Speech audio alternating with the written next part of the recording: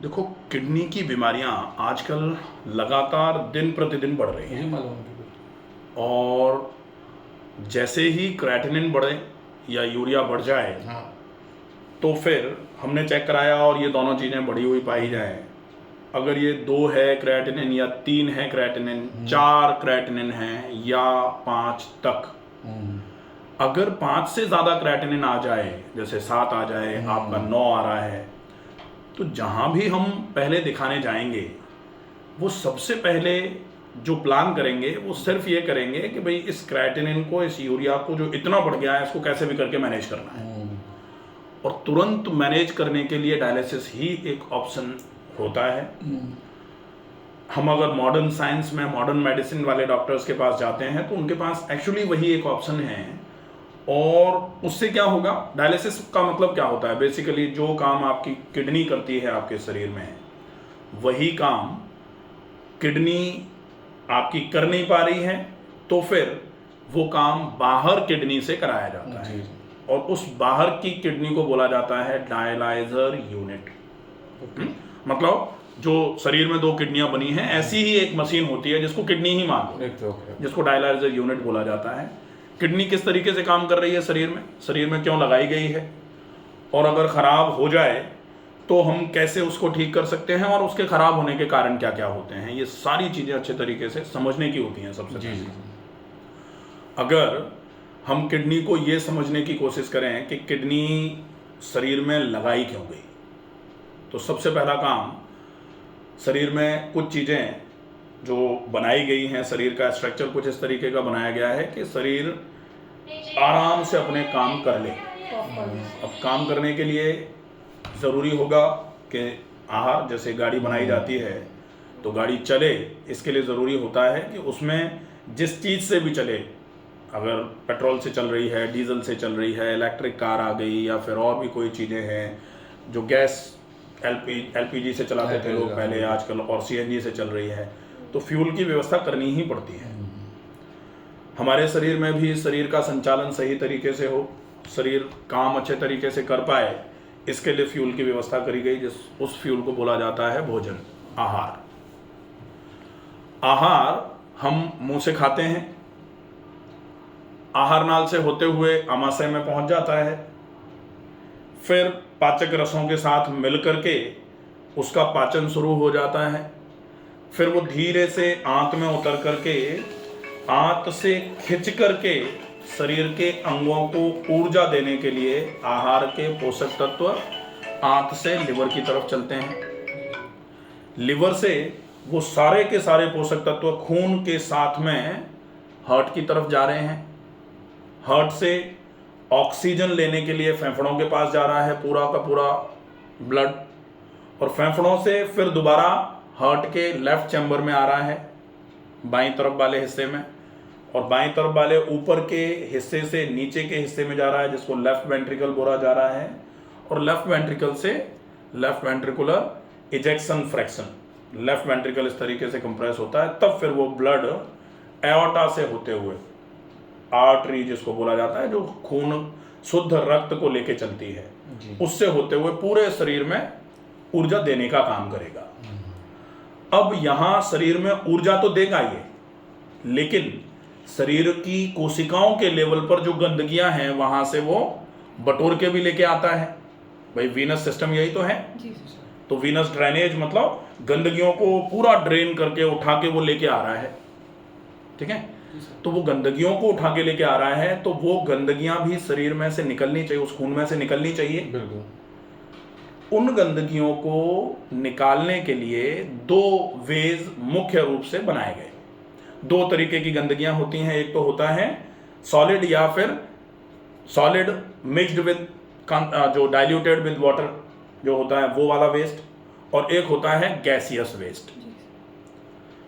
तो जो सॉलिड या फिर जिसको लिक्विड वेस्ट बोला जाए, वो सारा का सारा निकलने के लिए जो सिस्टम्स बने हुए हैं, वो एक तो है किडनी, जिसको एक्सक्रीटरी सिस्टम में जोड़ा गया है, और दूसरा है इंटेग्यूमेंट्री सिस्टम, हाँ, जिसको रोम छिद्र, जो पसीने के माध्यम से गंदगी निकलती है लिक्विड के फॉर्म में। सॉलिड के फॉर्म में गंदगियां, जो मेजर पार्ट ऑफ इम्प्योरिटीज जो हैं, या फिर मेजर पार्ट ऑफ अनएब्जॉर्ब्ड, या फिर एब्जॉर्प्शन के बाद में जो गंदा भूसा बेकार का जिसको मल बोला जाता है, वो मल द्वार से निकल के बाहर आ जाता है, तीसरा। और एक चौथा होता है फेफड़े, जो गैसियस वेस्ट को बाहर निकालने का काम करते हैं। ठीक है जी। अब ये कहानी हमको समझनी क्यों है? किडनी की बीमारी है, आप तो ये बताओ डायलिसिस करानी है कि नहीं करानी है। डायलिसिस नहीं करानी पड़े ऐसी कोई चटनी दे दो, ऐसा कोई चूरन बता दो कि हमारी किडनी ठीक हो जाए।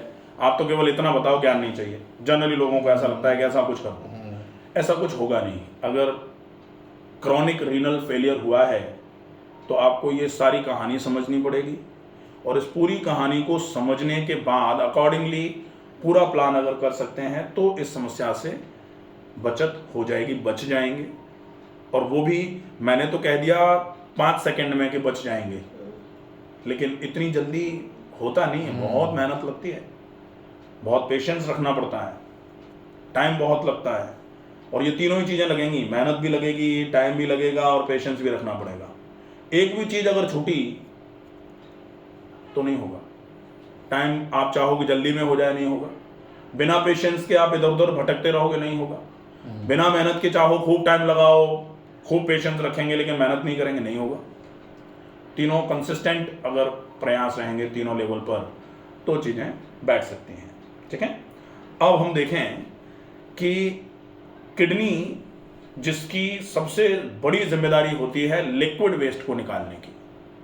ठीक है, तो लिक्विड वेस्ट को निकालने की मतलब खून में जो भी गंदगियां हैं, रक्त के जो शुद्धिकरण के लिए जो लिक्विड गंदगी जो रक्त में से निकलेगी, उसके लिए किडनी मेजर रोल प्ले करती है।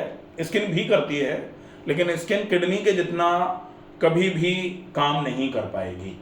ये मान लेना कि किडनी खराब हो गई तो हम पसीना निकाल के किडनी का काम कर लेंगे, ये मान सकते हो आप, होगा नहीं ऐसा। जो आजकल चल रहा है ना कि पानी में लेट जाओ, पसीना इतना निकाल देंगे कि उससे सही हो जाएगा, नहीं, उससे नहीं होगा भाई। किडनी किडनी ही होती है और स्किन स्किन है। उससे कुछ % हेल्प ले सकते हैं, हेल्प ले सकते हैं, उससे ट्रीटमेंट नहीं। ठीक है, अब किडनी में खराबी आई क्यों? किडनी खराब होने के कारण क्या क्या होते हैं? तो किडनी खराब हो गई, इसके लिए किडनी पर लोड पड़ा होगा। भाई कोई भी चीज़ खराब कब होती है? मैं खराब कब होऊंगा, मैं बीमार कब पड़ूंगा? मेरे ऊपर लोड ही लोड डाल दो। जितना काम मुझे करना है, मैं अपने घर के काम भी करूं, मैं यहाँ के काम भी करूं, मैं आपको भी देखूं, मैं और भी कुछ कर लूं, और भी काम मेरे ऊपर डाल दो। मैं एक काम करके फ्री हूं, तुरंत दूसरा काम दे दो, और खाने को भी मत दो मुझे। तो फिर क्या होगा? मैं धीरे धीरे करके बावला हो जाना है मुझे। हाँ, वही माना जाता है कि खराब हो गए। तो किडनी में ऐसा क्या हुआ कि किडनी को ज़्यादा काम करना पड़ा। तो किडनी का काम क्या था? फिल्ट्रेशन, खून की गंदगी, लिक्विड वेस्ट को निकालना। अब उसको ज़्यादा करना पड़ा या प्रेशराइज होकर करना पड़ा, इसी वजह से तो खराब हुई ना, वही तो रीज़न था जी। तो फिर वो प्रेशर कहाँ कहाँ से आता है किडनी के ऊपर? इतना क्लियर हो रहा है ना कि भाई कहीं ना कहीं से प्रेशर आया है, तभी गड़बड़ हुई है। अब फिल्ट्रेशन, किस किस चीज को फिल्टर, खून में ऐसी क्या क्या चीजें थी जिनको किडनी की जिम्मेदारी थी निकालने की, और किडनी पे बहुत ज्यादा प्रेशर डाला गया कि भाई जल्दी जल्दी निकाल, जल्दी जल्दी कर। इसकी वजह से किडनी उस काम को करने में फेल हो गई, और इसके लिए इसको बोला जाता है किडनी फेलियर या फिर रीनल फेलियर। ये दो तरीके की होती हैं, एक्यूट और क्रॉनिक। एक्यूट रीनल फेलियर और chronic renal failure. Chronic renal failure के लिए सनह चीजें चलती हैं। एक्यूट रीनल फेलियर हो सकता है कोई एकदम ऑनसेट हो गया, कोई एकदम से मान लो इन्फेक्शन हो गया, उसकी वजह से एक्यूट रीनल फेलियर हुआ। तो एक्यूट रीनल फेलियर अगर एक्यूट कंडीशन में है अभी, तो 100% रिवाइवल के चांसेस भी बहुत ज्यादा होते हैं। क्रॉनिक रीनल फेलियर, जैसे बीपी लंबे समय से ज्यादा था, शुगर लंबे समय से ज्यादा रही, लंबे समय से पथरियां बन के आप निकलवाते रहे, फिर बनती रही, फिर निकलवाते रहे, तो जिसको क्या बोला जाता है? नेफ्रोलिथियासिस। नेफ्रो मतलब बेसिकली किडनी का यूनिट स्ट्रक्चर, नेफ्रॉन। लिथियासिस मतलब formation of, process of formation of stone, nephrolithiasis. तो रिपीटेड नेफ्रोलिथियासिस की प्रोसेस अगर रही, वो भी किडनी को खराब करने का काम कर सकती है। इसको अपन और दूसरे तरीके से समझ सकते हैं। जैसे एक छत बनाई लंबी 50 बाई 50 की, और उसके चारों कोनों पे 4 ड्रेनेज के लिए, गंदगी निकालने के लिए, पानी को निकालने के लिए नाले बनाए गए, और सबसे बड़ा नाला बनाया गया एक, उसके बाद दूसरे नंबर का नाला, उसके बाद तीसरे नंबर का, और उसके बाद चौथे नंबर का। चारों का अपना अपना काम था। पहले वाले नाले में से सॉलिड गंदगी निकलनी चाहिए थी, अगर उसमें से निकलना बंद हो जाएगी तो दूसरे नंबर के नाले पे पहले वाले की भी जिम्मेदारी आ जाएगी। हाँ, पहला वाला नाला क्या है? इंटेस्टाइन, एनस, जहां से गंदगी निकलती है। दूसरा वाला किडनी, तीसरा वाला स्किन, और तीसरे वाले पे फेफड़े रख सकते हो, और चौथे वाले में भी आइदर और कर सकते हो इनमें से। लेकिन पहला दूसरा कंफर्म है, पहला इंटेस्टाइन और दूसरा किडनी। ठीक है, तो अब अपने को किडनी पर प्रेशर पड़ा, इसका मतलब कहीं ना कहीं आपके इंटेस्टाइन में भी ऑब्स्ट्रक्शन रहा, इंटेस्टाइन ने प्रॉपर काम नहीं किया, और वो आज की लाइफस्टाइल की वजह से हो रहा है। आज इंसान खाने में उल्टा सीधा खा रहा है, लाइफस्टाइल खराब है, जागना सोना खराब है, और क्या क्या खराब नहीं है, सब कुछ खराब ही खराब है। और हम उसको ठीक करने की बजाय चाहते हैं कि ये तो ऐसे ही बना रहे, लाओ कुछ दवाइयाँ और दे दो, वो खा के इसको ठीक कर लें जो खराब करने से खराब किया है। खराब लाइफस्टाइल की वजह से जो चीज़ खराब हुई है, अगर उसको हम कहीं और से ठीक करने की कोशिश करें, इसको ऐसे ही बना रहने दे करके, तो वो सबसे बड़ा भ्रम माना जाता है। ऐसा होगा नहीं। ठीक है जी। तो कहीं ना कहीं हमको अपनी पूरी लाइफस्टाइल पर फोकस करना पड़ेगा। प्लस मेन रीजन क्या रहा हुआ है, तो अपने लिए मेन रीजन आपने बताया हुआ है कि हमको 15 साल से बीपी है। बीपी है तो बीपी क्यों आपके क्रेटिनिन को बढ़ाने का या किडनी को खराब करने का काम करेगा? क्योंकि बीपी का मतलब क्या होता है? Blood pressure. ब्लड प्रेशर की डेफिनेशन क्या होती है? सिस्टोलिक और डायस्टोलिक बढ़ जाता है, पंपिंग हार्ट की। ब्लड प्रेशर का मतलब सिंपल लैंग्वेज, बहुत सिंपल लैंग्वेज में, ताकि आप समझ लो। भाई आप तो डॉक्टर से, आप तो समझ लोगे, लेकिन ये समझें इसके लिए ब्लड प्रेशर की परिभाषा क्या है? ब्लड का फ्लो तेज हो गया है। फ्लो नहीं, ओके, दबाव जो है, दबाव। फ्लो और प्रेशर दो अलग अलग बातें, एक वेलोसिटी है, एक प्रेशर है। प्रेशर। वेलोसिटी का मतलब होता है कि आप तेज चाल से चल रहे हो, ब्लड सर्कुलेशन, सर्कुलेशन तेज हो, अच्छी बात। हालांकि जब तेज सर्कुलेशन होता है तो थोड़ा प्रेशर तो समय बढ़ता है। जैसे जब आप दौड़ोगे तो सर्कुलेशन तेज होगा तो बीपी भी आप चेक करा लेना, दौड़ने के बाद बढ़ा हुआ ही आएगा। लेकिन सर्कुलेशन तो तेज है या नहीं पता नहीं है, लेकिन प्रेशर बढ़ा हुआ है। तो प्रेशर का मतलब क्या होता है? The pressure of blood exerted by blood on blood vessels. Blood का दबाव, खून का दबाव, रक्त का दबाव रक्त वाहिकाओं पर, उसको बोलते हैं ब्लड प्रेशर। रक्त वाहिकाओं में यदि ब्लॉकेज बढ़ जाता है तो उससे भी उससे बीपी बढ़ेगा, उससे भी बढ़ता ही है। उससे भी बढ़ता ही है। हाँ। अब बीपी बढ़ने के कई रीजन होते हैं, तो अपन तो बीपी बढ़ने के रीजन को भी, हालांकि जरूरी है कि भाई आप कह रहे हो कि किडनी की खराबी क्योंकि बीपी बढ़ा हुआ, अब बीपी क्यों बढ़ा हुआ है इस पर भी नहीं जाओगे तो फिर बीपी को ठीक कैसे करोगे? सही बात। हाँ, तो बीपी बढ़ने के भी कारणों को, इसके लिए मैंने बीपी के लिए hypertension by doctor Ramakant Sharma या high BP by doctor Ramakant Sharma पूरा एक वीडियो बनाया हुआ है, उसको आप समझ लेना। बीपी बढ़ने के कई कारण होते हैं। बीपी बढ़ने का एक कारण वो भी है ब्लॉकेज। बीपी बढ़ने का एक कारण होता है हाइपर कोलेस्ट्रोलेमिया, मतलब कोलेस्ट्रॉल का लेवल जब ज़्यादा हो जाता है उसकी वजह से कोलेस्ट्रॉल की परत खून की नली की सतह पर, नीचे वाली सतह पर जमना चालू हो जाती है, जिसकी वजह से हार्डनिंग ऑफ वेसल्स होती है, जिसको एथिरो या आर्टीरियोस्क्लेरोसिस बोला जाता है। ठीक है, तो उसकी वजह से भी बीपी बढ़ता है। बीपी तनाव की वजह से भी बढ़ता है। बीपी ज़्यादा नमक खाने की वजह से भी बढ़ता है। बीपी बहुत मसाले खाने की वजह से भी बढ़ता है। मेरा बहुत लंबे समय का शेड्यूल मेरा रहा है, लगभग 4-4.5 घंटे का सोने का। हाँ, तो 4-4.5 घंटे ही सोना। हाँ, यही 4-4.5 घंटे सोने का नहीं, 4-4.5 घंटे ही आप सो पा रहे हो, ये आपके लिए डेफिनेटली लाइफस्टाइल की खराबी की वजह से। ये लगभग सन 2000 से मेरा शेड्यूल यही रहा। हाँ, तो ये गड़बड़ है। नींद पूरी करना भी बहुत जरूरी है। 11 बजे सोना और 3 बजे उठ जाना। हाँ, ऐसा अपन क्यों कर रहे हैं?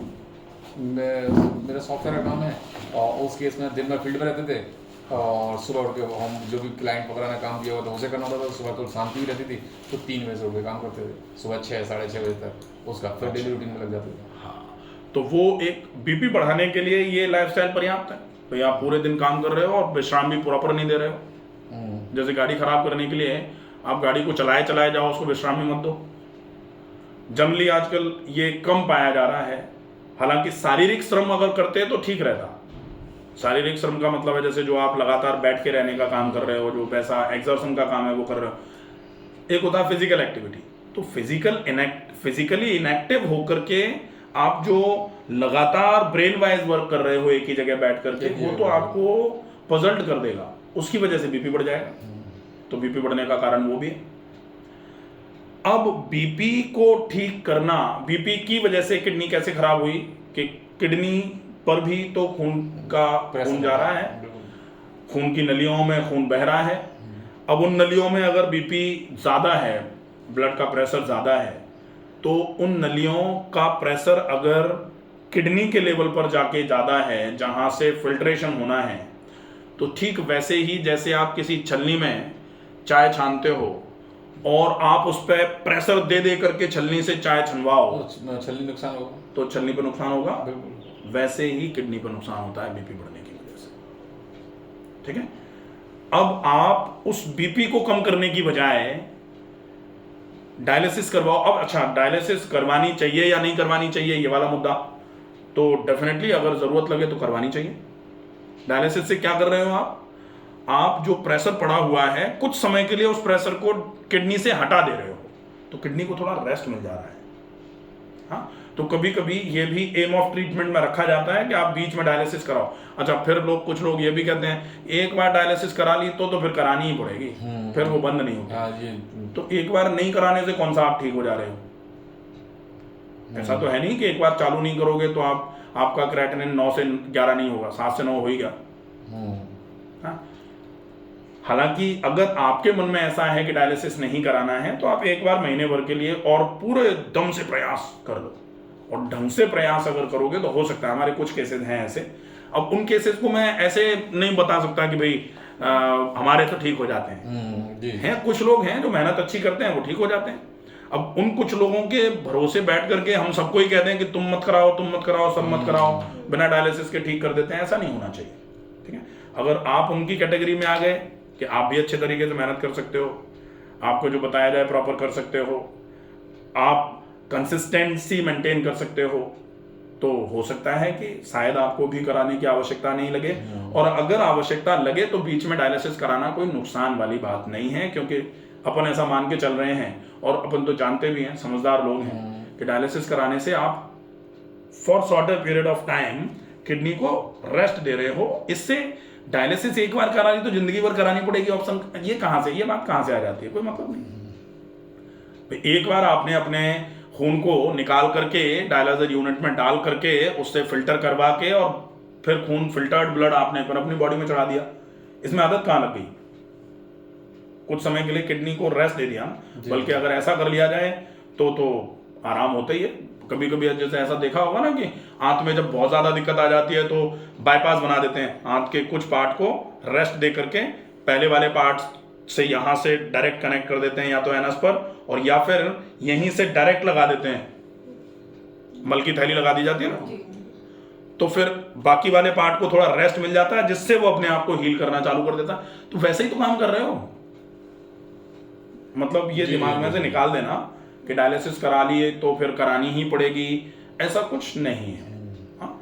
अगर डायलिसिस कराओगे तो वो भी एम ऑफ ट्रीटमेंट में अगर रखा जाएगा, मजबूरी होगी तो करानी भी पड़ेगी। अदरवाइज शरीर ऑलरेडी खराब हो रहा है कि डायलिसिस नहीं करा रहे हैं आप किडनी को कि भाई करानी पड़ेगी बाद में। अब डायलिसिस नहीं कराओ, इधर क्रेटिनिन और यूरिया ज्यादा मात्रा में घूमेगा तो फिर पता लगे आंखें चली गई, इधर फेफड़ों में दिक्कत आ गई, उधर लिवर में भी दिक्कत आ गई, सारी चीजें ही खराब होना चालू हो गई। और ज्यादा क्रेटिनिन, ज्यादा यूरिया, कहीं पीडल एडिमा होना, वाटर रिटेंशन चालू हो गया। अभी तो आपको यूरिन पर्याप्त आ रहा है, कभी अगर यूरिन रुकना चालू हो गया तो फिर पैरों में सूजन आ जाएगी, पेट में पानी भर जाएगा, फेफड़ों में पानी भर जाएगा, हार्ट के आसपास पानी भर जाएगा, फिर उसको निकलवाते फिरो। ये सब कुछ होता है। बिल्कुल। तो ऑप्शन में जो रहेगा, जिस तरीके का रहेगा उस तरीके का प्लान लिया जाए और अकॉर्डिंगली फॉलो करेंगे, डेफिनेटली आराम होगा, कोई दिक्कत नहीं। ठीक है, ठीक।